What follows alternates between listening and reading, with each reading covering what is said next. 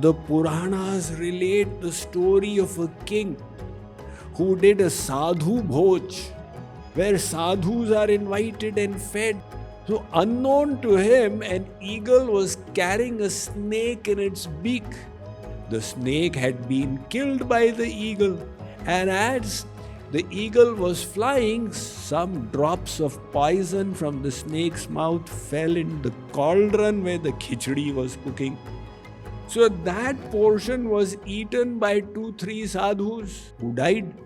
Chitragupta was sent by Yamraj to determine on whose account will this karma go.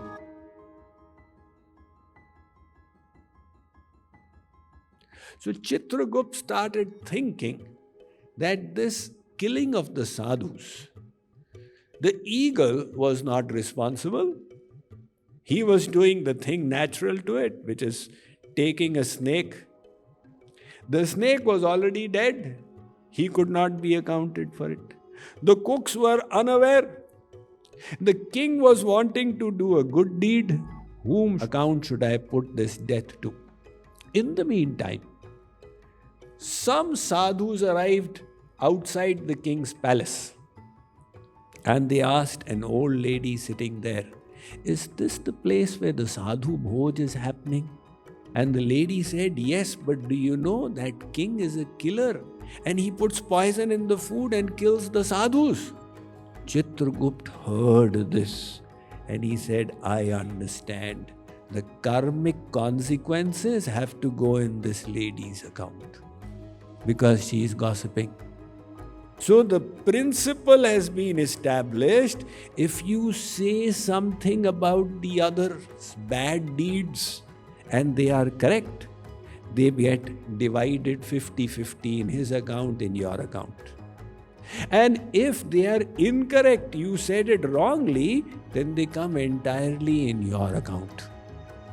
So thinking of the consequences, I think that is scary enough for all of us to stay away from gossip. Gossip is one of the most insidious activities that we can engage in. There are mythological tales about it in Greek mythology as well. King Midas, he was once called to judge on a music competition between Apollo and Pan. And he gave the decision in favor of Pan, which annoyed the celestial god Apollo, who cursed King Midas, "You did not hear well, you shall have donkey's ears." So Midas' ears became like that of a donkey, which was extremely embarrassing. And that is why he would wear a hat to cover them.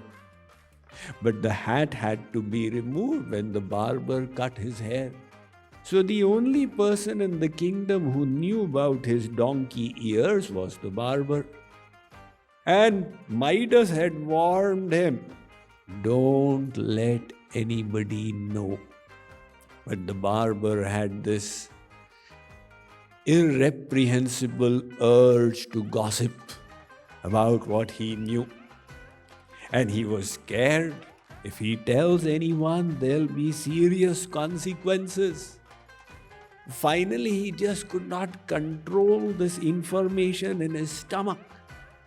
So he went into the countryside, dug a hole, and spoke into the hole. "King Midas has donkey ears, King Midas has donkey ears." He repeated it a few times and then closed the hole. So he said, "I am now relieved." But as time went by, some grass and weeds sprouted from the hole, and these had been infected by the gossip. So as they grew big, whenever the wind blew, they used to create this sound, "King Midas has donkey ears." Slowly the secret spread. That, of course, is a humorous story, but gossip is really a terrible thing to engage in. The pity is the person whom we gossip about. doesn't even know what is being said about them. They have no opportunity to defend themselves. Now it is said, don't criticize a deaf person because he can't hear you. This is totally unfair. And the same it is about gossip. Now, for others, we want encouragement and love. 3 seniors were asked, how would you like to be remembered in this world? One said, as a real nice guy. The second said, as someone who was always there to help others. And the third said, as a loving parent and grandparent. See, they all had this common aspiration, others to think well about me. I should receive their loving affections, be the object of it. What we seek from others in gossip, we are denying it to the others. Now, gossip has got so many defects. It destroys organizations. It hurts relationships. It lowers the morale of people. It weakens our own character. Gossip doesn't tell us much about whom we are gossiping. It tells us about who we are. It lowers the trust of others on us. Because if A gossips to B about C, behind C's back, then he thinks that B will be so impressed. But B thinks this guy is talking to me bad things about C. When I am not present, he'll talk to C bad things about me. Because that is what his nature is. So gossip weakens our character. It leaves a bad taste in the mouth. You can't gossip and feel nice from the inside. Because your own conscience will tell you this is not a nice thing I'm doing. Now with all these defects, we people still continue to gossip. Once, in Catholicism, they have the system of confessions.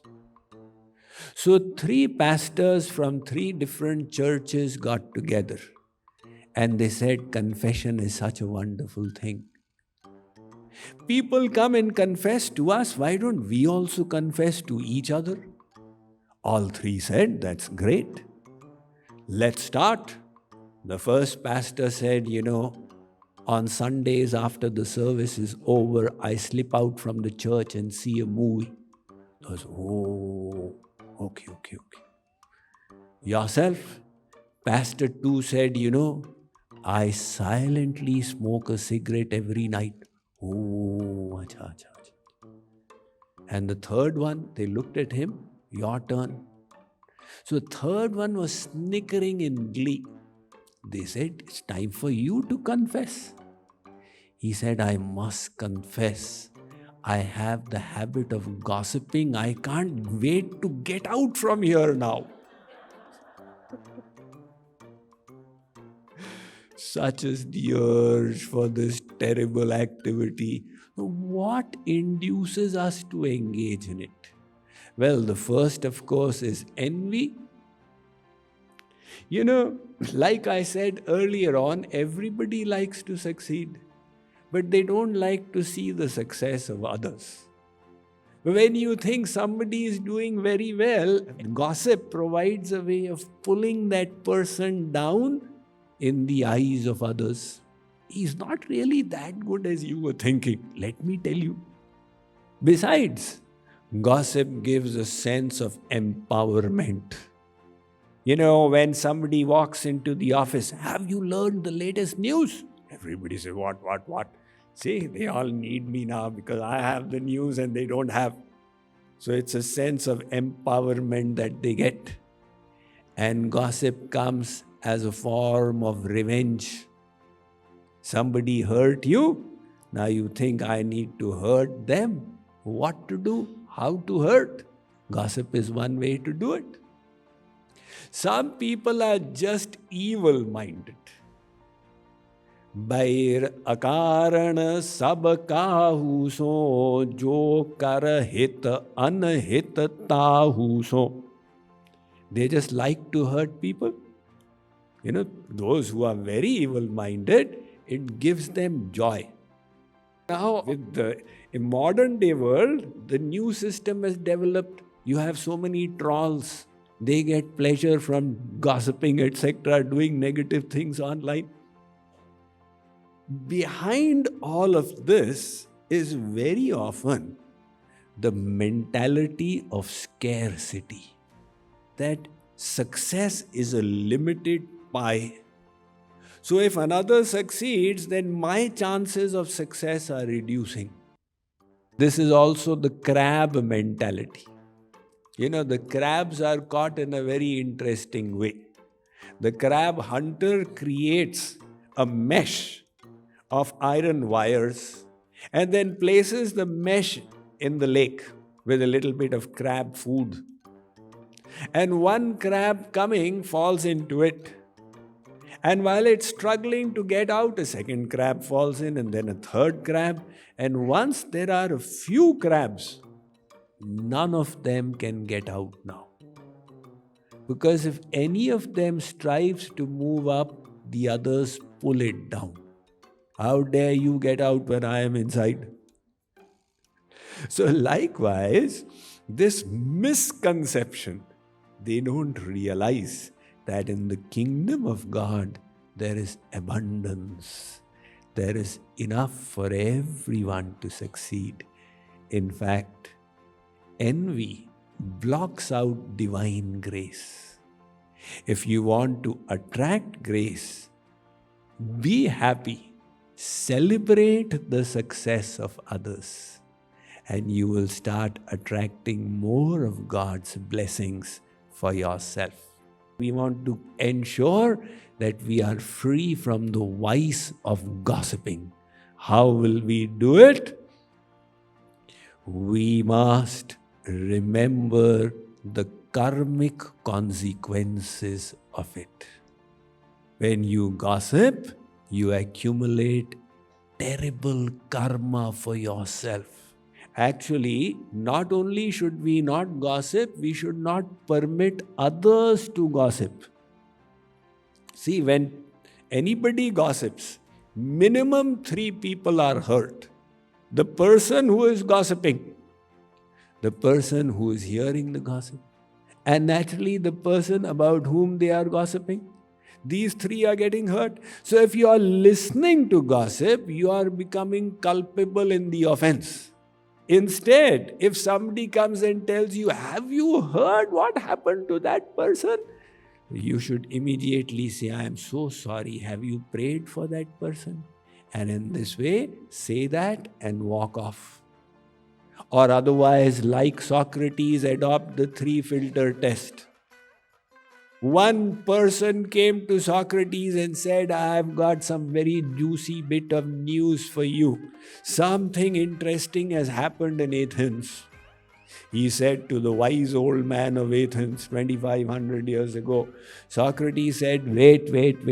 Before you tell me, let me use the first filter. What you wish to tell me, is it true or is it false? If it's false, then why tell me? No, it's true. Okay, then let me apply the second filter. Is it a good thing or is it a bad thing? If it's a bad thing, then why tell me? No, it's a good thing. Then the third filter, is it beneficial or is it harmful? If it's harmful, then let it be. So use the 3-filter test.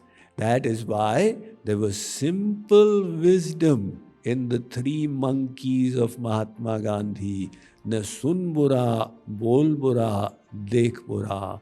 Hear no evil, see no evil, and definitely speak no evil.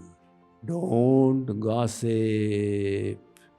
It has been seen in organizations, 50% of the conversation in offices is about people. and 14% of it is gossip. Quite unfortunate. So, if you stop gossiping, you will do a great favor to yourself, to the organization, to others. You will grow in character. You will also become better in time management.